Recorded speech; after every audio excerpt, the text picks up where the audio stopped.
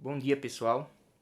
Levando em consideração as aulas anteriores, nas quais nós tratamos sobre o iluminismo, sobre as mudanças provocadas por novas formas de pensar e de agir na Europa a partir principalmente do século XVIII, nessa aula nós vamos ver um dos efeitos provocados por essa nova onda de pensamento liberal na Europa do século XVIII. Dentre esses efeitos é a luta por independência, a luta por mudanças na estrutura política, na organização principalmente das regiões da América que eram controladas pelas nações europeias. Que justamente vai ser esse acontecimento um marco que vai iniciar todo um processo de transformação não apenas no continente americano, mas também em todo o mundo, baseado principalmente nas ideias iluministas que estudamos ainda nas aulas passadas. Nós vamos apresentar aqui como se deu a independência das chamadas 13 colônias inglesas da América do Norte, que justamente essas 13 colônias foram as colônias exploradas pelos ingleses na América do Norte, que mais tarde deram origem aos Estados Unidos. Aí vamos lá, seguindo. É importante nós observarmos que o processo de independência americana se deu por passos, por etapas. Uma situação levando a outra. Um acontecimento, um mero acontecimento, como se fosse um mero acaso mesmo, foi levando a transformação de outros aspectos que acabaram gerando a necessidade do povo das 13 colônias começarem uma revolução contra o domínio inglês. Vamos por parte.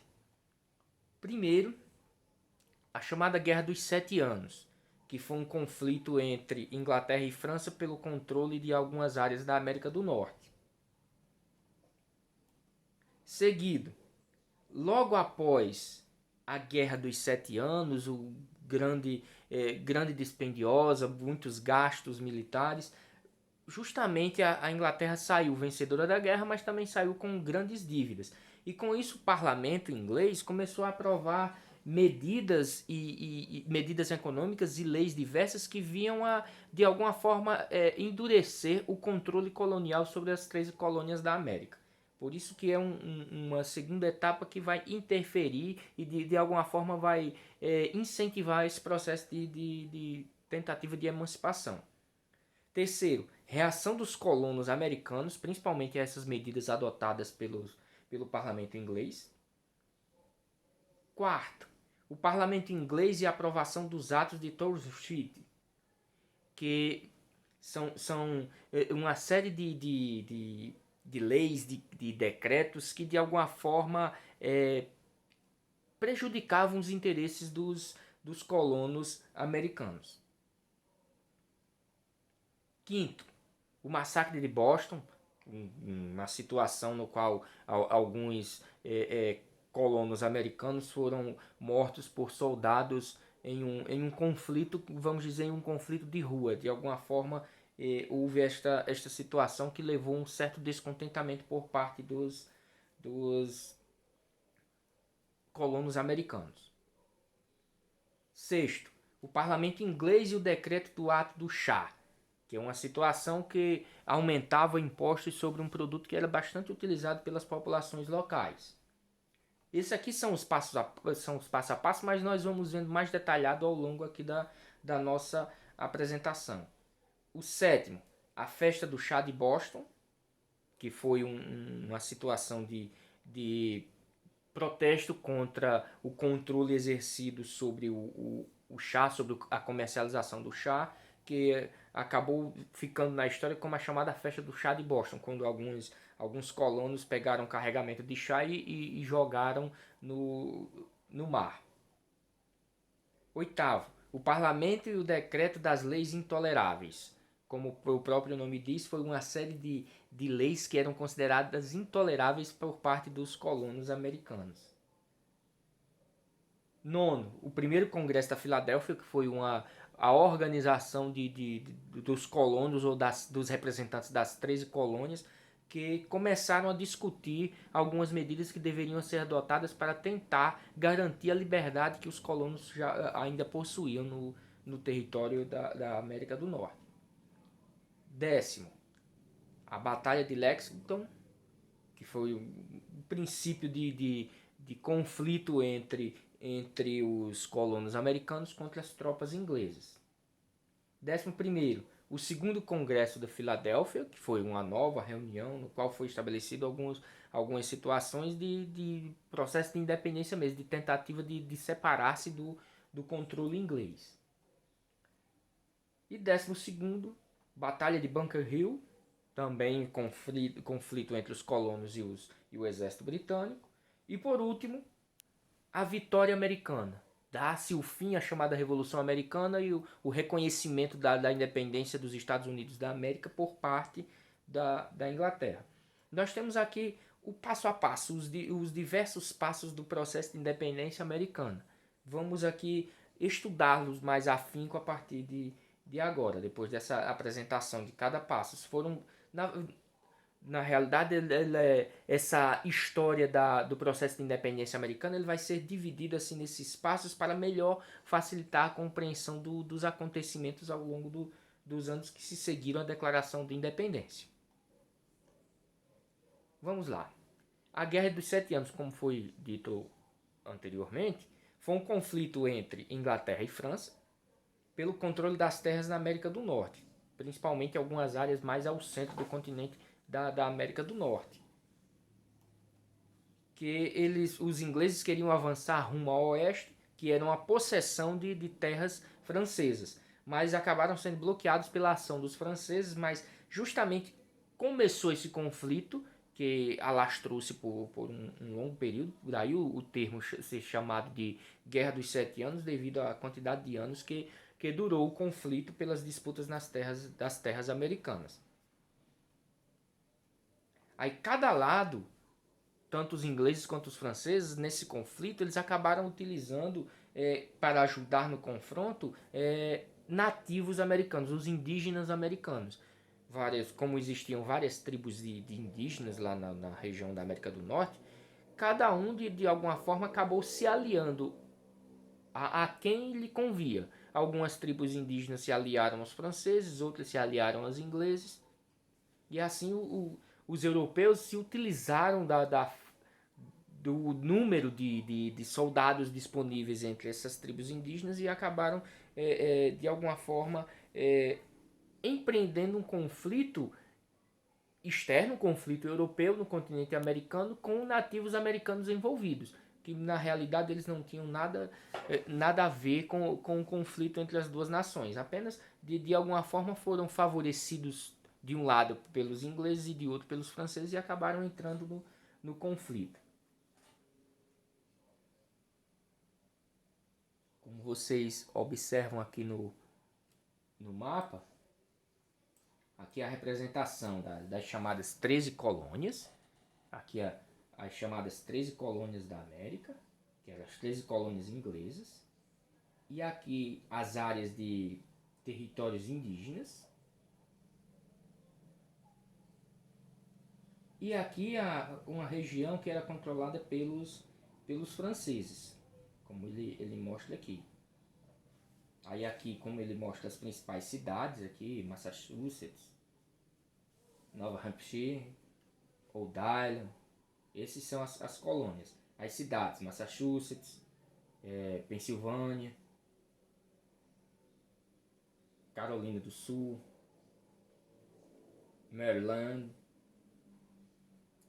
como ele mostra aqui, ó, as numerações das principais cidades: Boston, Nova York, Filadélfia, Baltimore e Charleston, que são justamente as principais cidades, os principais centros urbanos dessa região. E as 13 colônias seguidas aí: Geórgia, Carolina do Norte, Carolina do Sul, Virgínia, Pensilvânia, Maryland, Delaware, Nova Jersey, Connecticut, Rhode Island, Massachusetts, Nova York, Nova Hampshire. Essas são as 13 colônias, os 13 estados controlados pelos ingleses na América do Norte, que se tornaram a base, digamos que a base de apoio para os ingleses tentarem se expandir rumo ao oeste. Só que de um lado eles se chocaram com os interesses dos franceses, que controlavam principalmente essa área aqui, que era chamada de Louisiana, que mais tarde foi comprada pelos Estados Unidos em relação à França, né? Mas isso aí já é outra história, isso aí já é outra situação, isso aí vai cair no processo de expansão do território americano. Aí justamente nessas outras áreas, que eram territórios controlados por indígenas e que também de alguma forma tinham o choque de interesses. De um lado os franceses queriam expandir seu território e do outro os ingleses. Aí nessa situação acabou se chocando os interesses dessas duas potências europeias e acabou gerando o conflito, que era justamente pelo controle do território da América do Norte.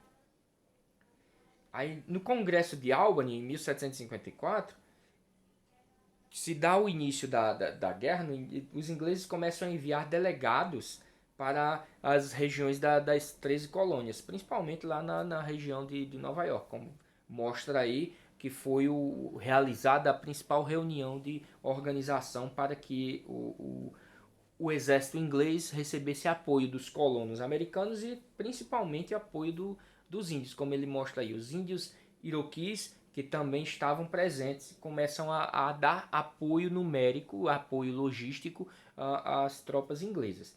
Benjamin Franklin propôs um plano para unir as colônias inglesas. A ideia era criar todo uma única colônia, porque na verdade as chamadas colônias inglesas da América, as 13 colônias, eram de fato 13 colônias mesmo. Não existia uma unidade, digamos assim. Cada região tinha o seu próprio conselho de controle. A ideia de Benjamin Franklin era unificar toda a colônia e assim fortalecê-la de forma que pudesse, de alguma forma, lutar por uma maior emancipação, uma maior liberdade em relação ao controle da Inglaterra. Aí cada colônia elegeria o representante para uma Assembleia Americana presidida por um governador da Inglaterra. Aí o plano não foi aprovado pelo parlamento inglês porque temia que a nova Assembleia fosse mais forte que o próprio parlamento e assim ele não pudesse controlar a colônia. Aí uma política de cartazes foi desenvolvida na colônia principalmente para apoiar essa situação de plano de fortalecimento da colônia, porque como eles estavam apoiando o conflito com a França, eles também queriam uma maior participação nas decisões políticas em relação ao parlamento inglês. Por isso que essa proposta de Benjamin Franklin de iniciar assim um processo de unificação mais conciso das 13 colônias inglesas da América do Norte. Como ele mostra aí nesse cartaz aí. A cobra representava as colônias e justamente a cobra estava toda picotada. No momento que as colônias estavam separadas, elas não possuíam força, eram fracas e seriam derrotadas facilmente. Juntas elas seriam mais fortes, o que de fato seria verdadeiro, só que o parlamento inglês não queria uma colônia forte, eles não queriam uma estrutura política organizada o suficiente para se contrapor ao controle do parlamento inglês. Aí justamente nesse processo de tentativa de fortalecimento da colônia se desenrolava a chamada Guerra dos 7 Anos, que acabou, mesmo com a vitória dos ingleses, acabou gerando uma série de consequências. A Inglaterra venceu a guerra, a França perdeu suas colônias na América e a guerra foi dispendiosa. A principal consequência foi a grave crise nas finanças da Inglaterra provocada pela guerra, porque foi muito dispendiosa para a Inglaterra. O parlamento inglês quis que os colonos americanos pagassem a conta, porque a ideia é que a Inglaterra tinha entrado numa guerra contra a França para proteger os colonos americanos. Aí com isso os colonos americanos tinham que arcar com os custos, né? O que a maioria deles não gostaram muito dessa ideia de todo o processo de pagamento das dívidas recaírem sobre os colonos. Aí o parlamento britânico cria as novas leis que vão começar a, de alguma forma, desenvolver um certo descontentamento por parte dos colonos. Primeira dessas leis, a Proclamação Real de 1763, que proibiu os assentados de avançarem para o oeste e de atravessarem as montanhas Apalaches e de entrarem no território dos índios, que seria uma forma de compensação que parlamento inglês estabelecia para os índios quando eles entraram na guerra ao lado dos ingleses, que seria proteger o território deles em relação aos colonos. Os colonos de cara não gostaram muito da situação porque não podiam expandir suas terras de colonização. Elas estavam proibidas pela lei estabelecida pelo parlamento. Segunda dessas leis que foram aprovadas, a lei do açúcar, que proibia a importação do rum e cobrava taxas sobre a importação do melaço que não viesse das Antilhas Britânicas. Ou seja, só podia entrar com um preço razoável produtos vindos das Antilhas Britânicas. De outras partes, só podiam entrar pagando altas taxas, o que de alguma forma dificultava o comércio organizado pelos colonos, que tinham atividades comerciais muito complexas com diversas áreas da América Central, das ilhas das Antilhas ali, de todas as ilhas, tanto de colonização francesa, quanto holandesa, quanto espanhola. Aí, de fato, a ideia do parlamento inglês era favorecer mais os comerciantes e produtores assentados nessas ilhas britânicas, nas chamadas Antilhas Britânicas, o que dificultava, gerava um certo descontentamento por parte dos colonos que queriam uma atividade comercial mais livre, mais liberal. A chamada Lei do Selo, que cobrava uma taxa sobre os diferentes documentos comerciais, notas, contratos, testamentos, jornais, cartas, todo e qualquer documento que circulasse pela colônia tinha que pagar uma certa taxa, que era a chamada Lei do Selo. Era mais um imposto criado principalmente para gerar contribuições e assim fomentar um pouco a administração colonial na América. A lei dos alojamentos, que não era vista com muito bons olhos por parte dos colonos, que obrigava os colonos a fornecerem alojamento e alimentação para as tropas inglesas em território americano. Eles, além do mais, ainda tinham que sustentar os soldados ingleses que estavam no continente, aqui no continente americano, no caso, lá na América do Norte. E isso, de alguma forma, deixava os colonos muito descontentes. O terceiro ponto ali, a reação dos colonos americanos. Eles estabeleceram os argumentos. O parlamento inglês cria as taxas, só os residentes na Inglaterra elegem os representantes. Ou seja, o parlamento criava taxas que eram contra os interesses dos colonos americanos, porque justamente só quem escolhia os parlamentares eram os residentes na Inglaterra. Os colonos que viviam sob a lei organizada pelo parlamento não podiam sequer opinar no parlamento, não tinham condições nem de defender-se no parlamento. Por isso os americanos dizem que a taxa é injusta e querem representação, sem a qual não pagaram as taxas. A ideia é de que eles pagariam todos os impostos, os novos impostos, as novas taxas impostas pelo governo inglês, mas eles necessitavam, antes de tudo, participação política nas decisões do parlamento. Ou seja, eles exigiam que tivessem condições de ser eleitos membros parlamentares que fossem residentes na colônia. Aí o parlamento inglês aprova os atos de Townshend, que são leis impostas à navegação, que dava aos oficiais britânicos autorização para procurar nas casas e nos barcos dos colonos produtos contrabandeados, que era mais uma ação, uma medida adotada para, de alguma forma, endurecer mais o controle sobre as colônias inglesas, que para impedir o contrabando e assim facilitar a maior, digamos que, captura de impostos, digamos assim. Facilitar assim que os impostos fossem pagos de forma correta. Aí taxas, os impostos foram criados impostos sobre vidro, chumbo, tinta, papel e chá, produtos que eram bastante comercializados no continente. Isso, comercialização feita com diversos comerciantes de diversas partes ali da América Central, das Antilhas. E isso dificultava bastante a atividade comercial dos colonos, que muitos deles viviam basicamente dessas trocas comerciais com outras partes da América.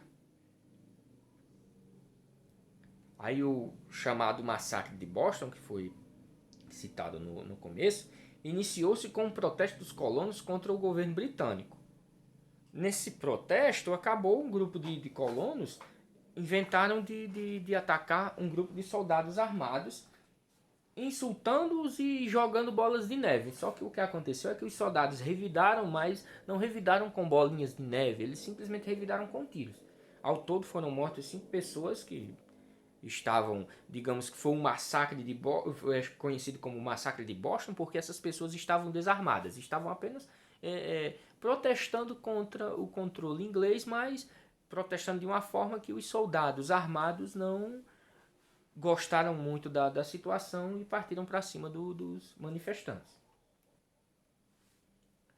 Aí um processo que deixou muito descontente boa parte dos colonos americanos, a chamada aprovação da lei do chá, que reduz o preço do chá, mas mantém um imposto sobre ele. De alguma forma, reduz o preço e de outra, aumenta devido à ação que o imposto é exercido sobre o preço.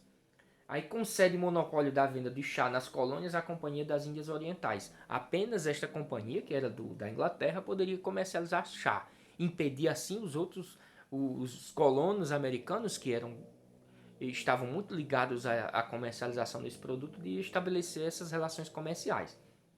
Aí visava combater principalmente o contrabando e aumentar o lucro da metrópole. A ideia sempre dessas leis, de todas as medidas adotadas pelo parlamento, era de alguma forma exercer um controle mais rígido sobre a economia na América do Norte.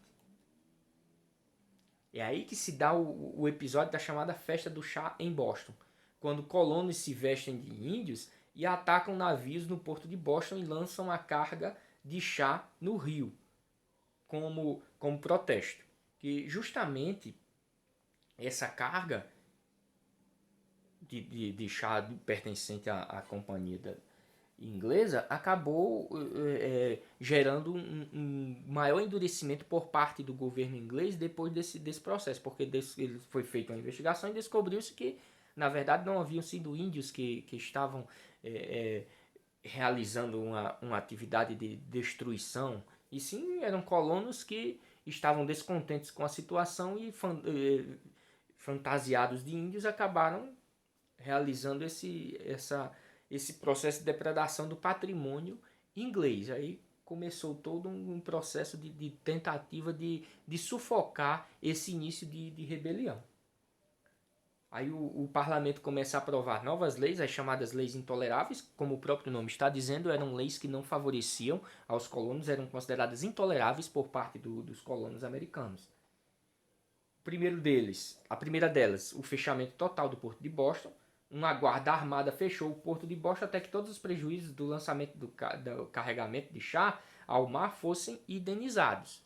Enquanto não houvesse indenização em relação à companhia, o porto não voltaria a funcionar. Isso acabou gerando mais descontentamento por parte dos colonos que viviam das atividades comerciais.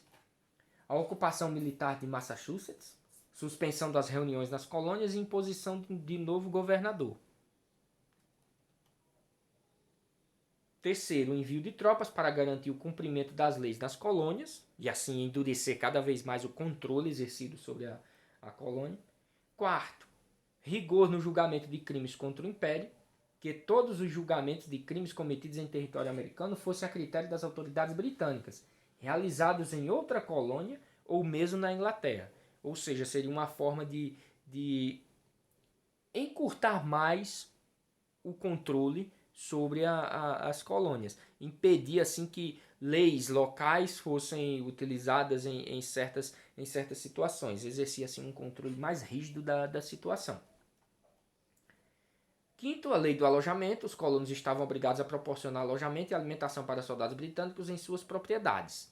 Isso, como já foi dito anteriormente, essa também foi considerada uma das chamadas leis intoleráveis, que não tinham muito bom grado em relação aos colonos americanos.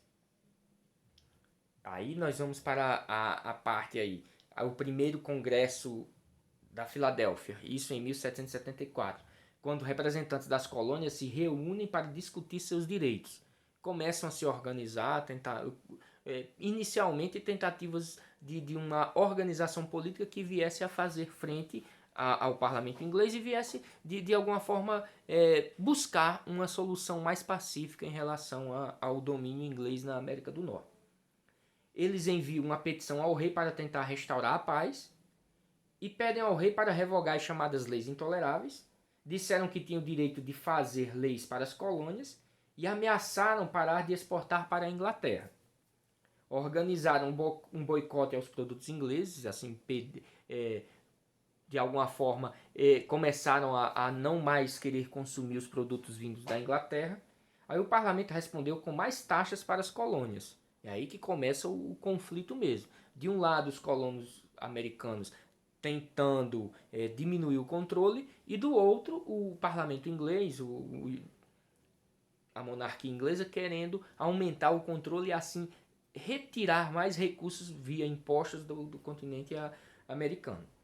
Os colonos começam a se preparar para a guerra.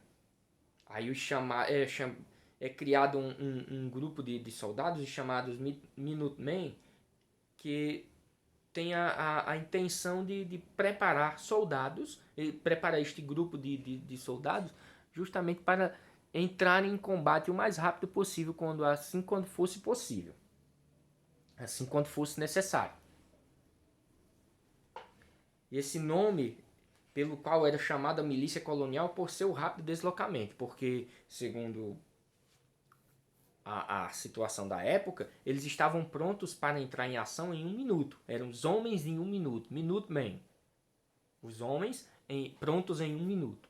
Aí faziam suas próprias armas e tinham pouco treinamento militar, mas era uma milícia local que praticavam atividades de guerra muito ligada à guerra de guerrilhas. Ataques rápidos, de surpresa, e foram de alguma forma minando o controle que o exército britânico tinha sobre a colônia americana. É aí que se dá as primeiras batalhas. A partir de abril de 1775 temos a Batalha de Lexington, que as tropas britânicas foram capturar e destruir suprimentos estocados pela milícia em Massachusetts. Os patriotas resistiram e derrotaram as tropas reais. É aí que começa o confronto mais aberto entre as tropas da Inglaterra, as tropas da monarquia, as tropas do exército real britânico, contra as milícias populares aqui da América do Norte. E é aí que começa a guerra pelo processo de independência mais aguda. Depois desse processo aí, desse início de guerra mais aberta, se dá a instauração do chamado Segundo Congresso de Filadélfia, onde os delegados das 13 colônias se reuniram na Filadélfia em maio de 1775 e começam a tomar diferentes decisões.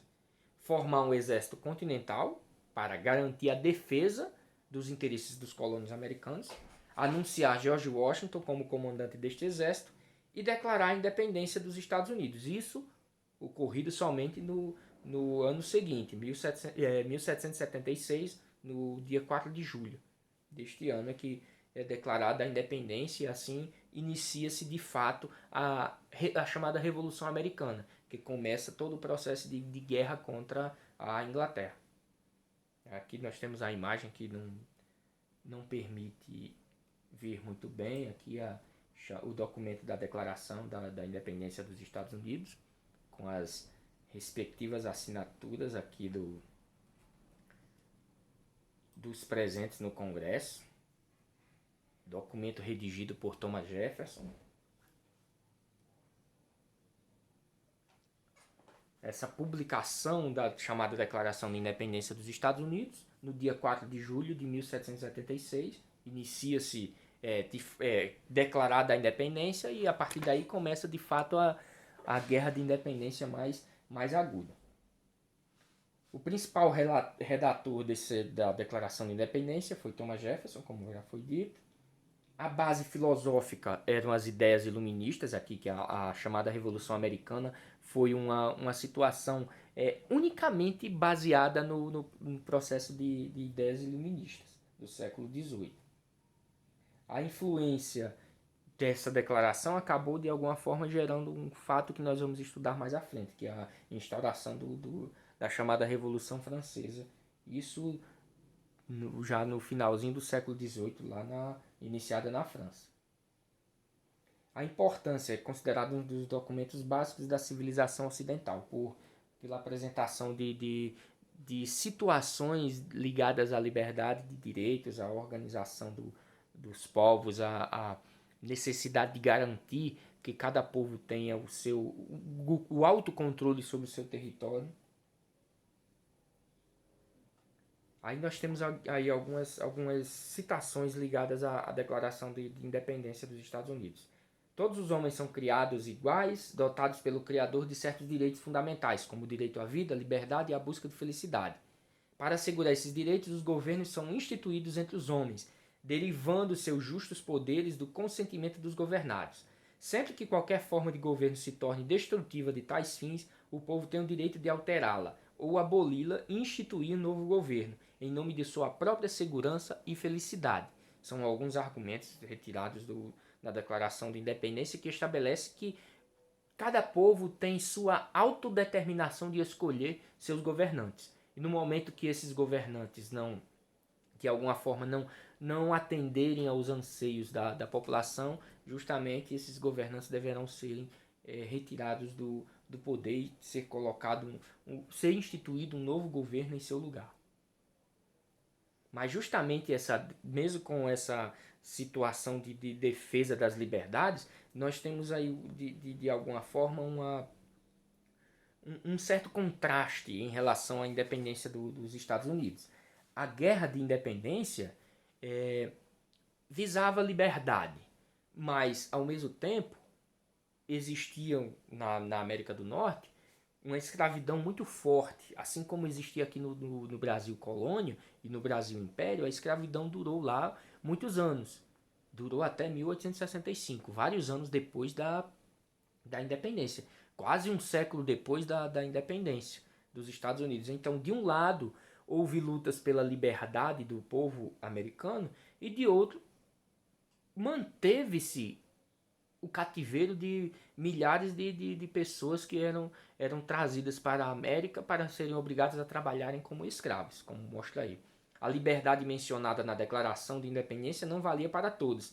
A escravidão foi mantida até 1865. Essa era uma das manchas desse processo de emancipação política na América do Norte. Que embora houvesse lutas pela liberdade, acabou-se, depois da liberdade das colônias americanas, das colônias inglesas, que deram origem aos Estados Unidos, mas boa parte da população dessas colônias ainda viviam sob o controle rígido de uma sociedade escravocrata. Aí mais alguns relatos de outras batalhas.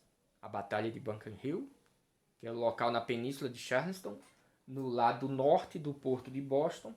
Os combatentes, as tropas britânicas da guarnição de Boston contra as tropas do exército continental americano. Aí o tamanho dos exércitos. O exército britânico muito maior contra quase que o dobro dos soldados britânicos em relação aos soldados americanos. O vencedor, embora os britânicos tenham levado os americanos desde a península de Charleston, sofreram grandes perdas. A batalha foi na época considerada uma derrota americana.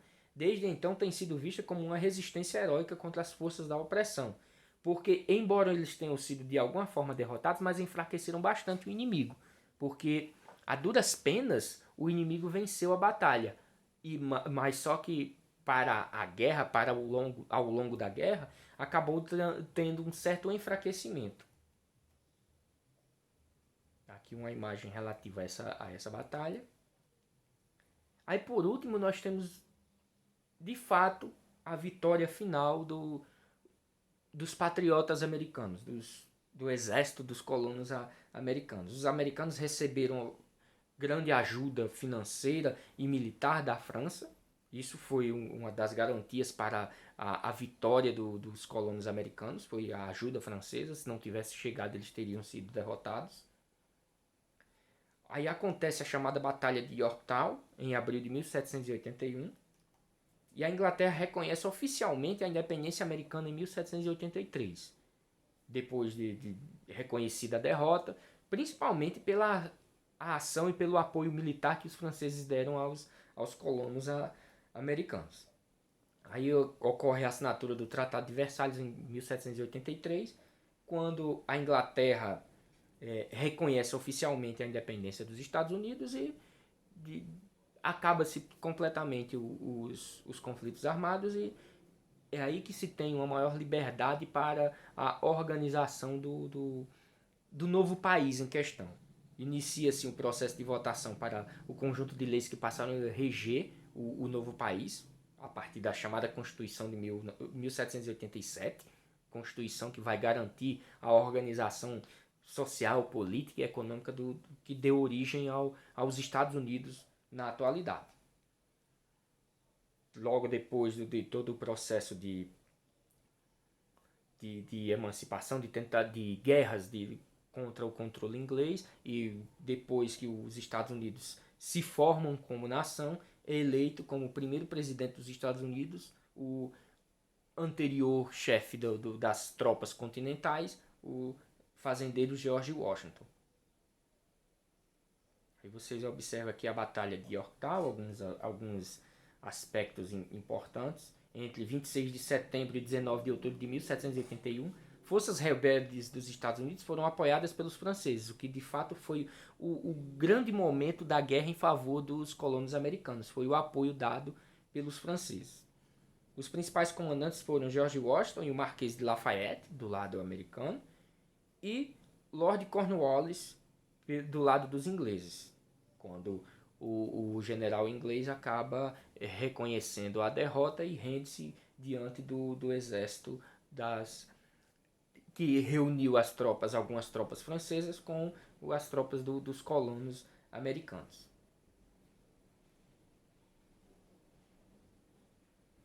Aí o Tratado de Versalhes acabou garantindo assim a independência, o reconhecimento da independência por parte da Inglaterra. E assim a Inglaterra acabava entregando o território compreendido entre os Grandes Lagos, os rios Ohio e Mississippi e os Montes Apalaches. É aí que começa o embrião da formação dos atuais Estados Unidos da América do Norte. Aqui a imagem da primeira Constituição dos Estados Unidos, primeira e única, que no caso, embora tenha tido várias emendas, mas considerada a Constituição dos Estados Unidos é a única em andamento, embora tenha sido feito várias reformas nela, mas ela não foi modificada em nenhum momento, não foi, digamos que, substituída em nenhum momento, ela só foi melhorada ao longo desses vários anos que se seguiram. Aí justamente os Estados Unidos adotaram a teoria dos três poderes de Montesquieu, aplicou pela primeira vez o chamado federalismo, no qual cada região tinha uma certa liberdade em relação ao poder central, que ainda hoje acontece nos Estados Unidos. Cada estado tem suas próprias leis, tem sua própria estrutura de governo. Tornou os Estados Unidos uma república presidencialista, uma situação incomum na época dominada por grandes monarquias, por grandes famílias de monarcas na Europa. Aí assegurou o exercício do direito político e civil, principalmente para os considerados cidadãos, que eram os grandes proprietários de terras e os homens livres, digamos assim. Aí o primeiro presidente é a imagem de George Washington, como mostra aqui.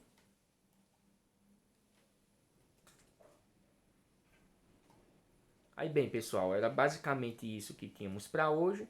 Vamos seguir aqui com a atividade logo após aqui a nossa apresentação. Bom, gente, bom dia e espero que o assunto tenha tido alguma validação em relação aos assuntos anteriores, principalmente o ideário iluminista, que de alguma forma foi o grande, digamos que o grande incentivador desse processo de independência iniciado pelos Estados Unidos. E justamente esse processo de independência nos Estados Unidos que vai acabar despertando ao longo de todo o continente americano tentativas de libertação por parte contra o domínio europeu. em toda a América Espanhola e depois na América Portuguesa, que vai culminar com a independência do Brasil, isso já no século XIX. Bom, gente, bom dia, até a próxima aula.